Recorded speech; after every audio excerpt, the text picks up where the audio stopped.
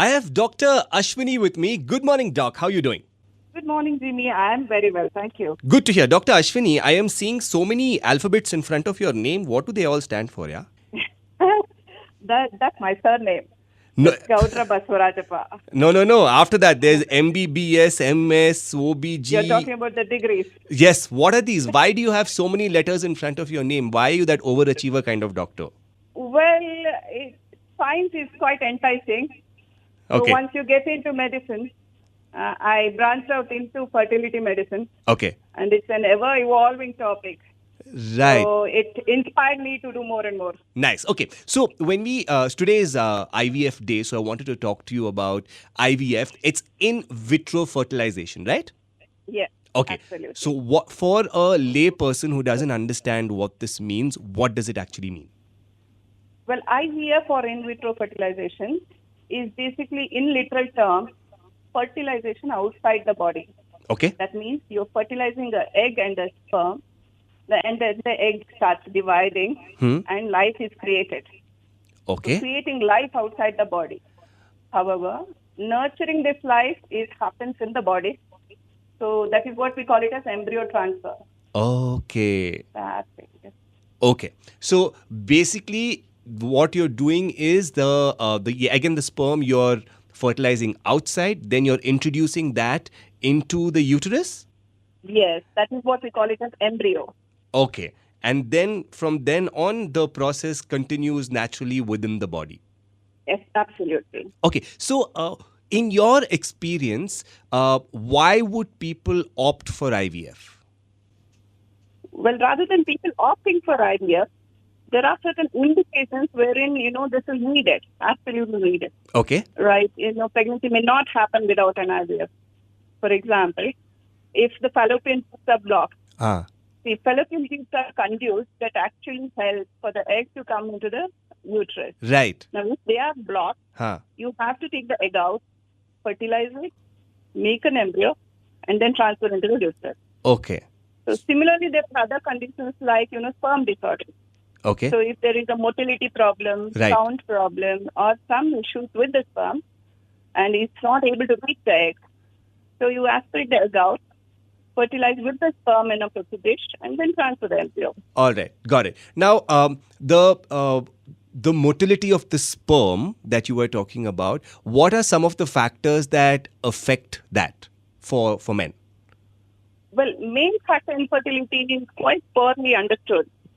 However, in 10% of situations, we are able to pinpoint that these are the causes. Okay. But in general, lifestyle is a major factor. Right. So obese men, smoking problems, poor lifestyle and poor diet, all these things affect the motility. So Right. if people concentrate on a good lifestyle, Huh. it helps a lot in improving motility. I was listening to a podcast, and someone was saying in the podcast that one of the reasons that could result in low fertility is because of the tight pants that men wear when they go to the gym. Is that a factor?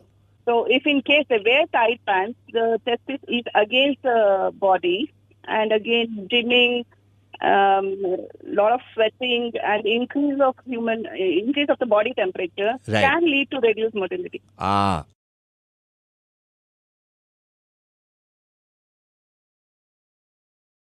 Okay. There's also there are celebrities who are freezing their eggs for to be able to Yes. have a baby later on. Does that also come under the purview of IVF?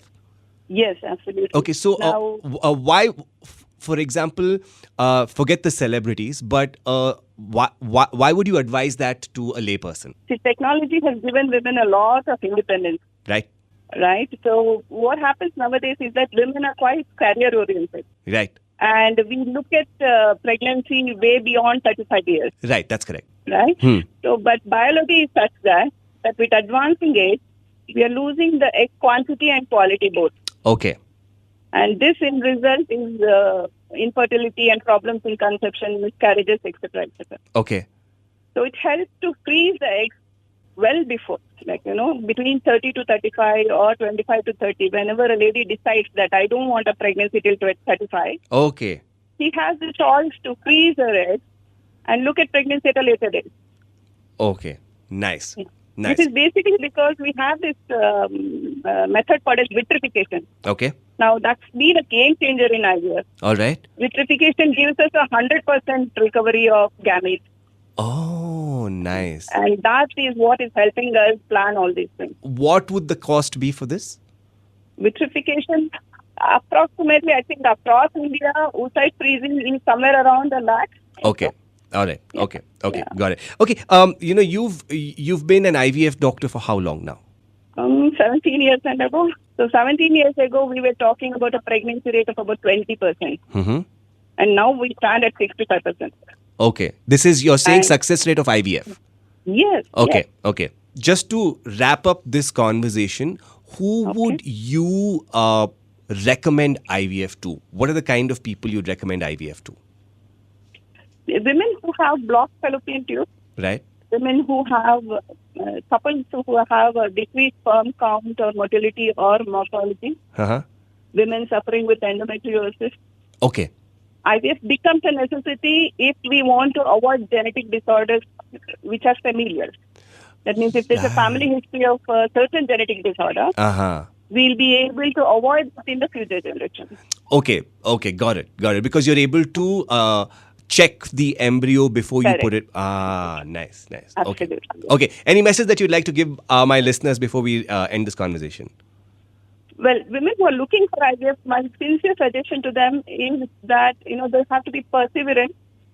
And when you're perseverant and disciplined in your lifestyle, your chances are maximum. And it has been a blessing in disguise to us.